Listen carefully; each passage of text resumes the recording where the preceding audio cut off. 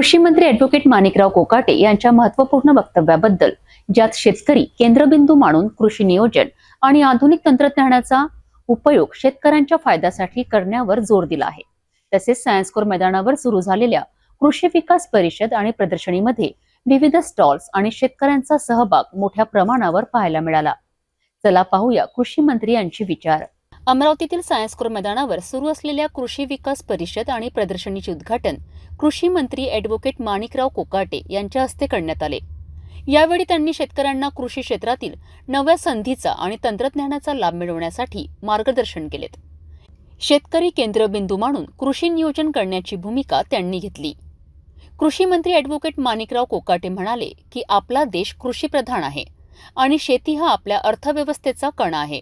मात्र शेतीत मनुष्यबळाची कमतरता आहे आणि वाऱ्यावर अवलंबून असलेल्या शेतीला निसर्गाच्या बदलांमुळे मोठे आव्हान आहे. अशा परिस्थितीत पूरक व्यवसाय आणि तंत्रज्ञान शेतकऱ्यांना मदत करू शकतात. शेतकऱ्यांचे हित सर्वोच्च मानून आम्ही कृषी व्यवसायाचे नियोजन करू. यावेळी कृषी महोत्सवाच्या प्रदर्शनीत 288 स्टॉल आणि 381 शेतकऱ्यांचा सहभाग होता. विविध खाद्यपदार्थांच्या स्टॉलनी या कार्यक्रमात रंगत आणली. कृषी क्षेत्रातील नवनवीन तंत्रज्ञान, कृत्रिम बुद्धिमत्ता, सेंद्रिय शेती व ड्रोनच्या माध्यमातून फवारणी यावर मार्गदर्शन शेतकऱ्यांना देण्यात आले. कृषी आयुक्त सूरज मांढरे, खासदार डॉक्टर अनिल बोंडे, आमदार सुलभा खोडके, आमदार प्रवीण तायडे यांच्यासह विविध मान्यवर या कार्यक्रमात उपस्थित होते. यावेळी शेतकऱ्यांना अधिक उत्पन्न मिळवण्यासाठी आधुनिक तंत्रज्ञानाचा वापर आणि तंत्रज्ञानाद्वारे फायदेशीर शेती कशी करता येईल यावर चर्चा झाली. आपल्या भागातल्या पिकाचे पॅटर्न वेगळे आहे. माझ्याकडे ऊस तयार होतो, माझ्याकडे द्राक्ष तयार होतात, माझ्याकडे कांदे तयार होतात. आपल्याकडे ते कमी प्रमाणात होतात, फारच कमी प्रमाणात. त्यामुळे आपल्याकडे कापूस, सोयाबीन, संत्र आणि असे वेगवेगळ्या प्रकारचे शेतीची उत्पादनं आपण या ठिकाणी घेतो.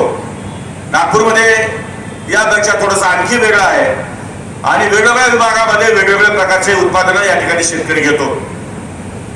परंतु तरी सुद्धा शेतकरी हा फार स्थिर नाही, संरक्षण नाही आणि शेतकऱ्याला सातत्याने असं वाटतं की शेती हा आपल्या 5व्या पुजलेली आहे, त्यामुळे प्रयत्न करणं महत्वाचं आहे.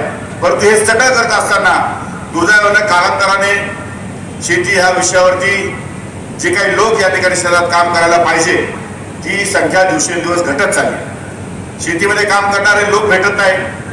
शेतीमध्ये वेगवेगळ्या प्रकारच्या रोगांचा प्रादुर्भाव निर्माण होतो.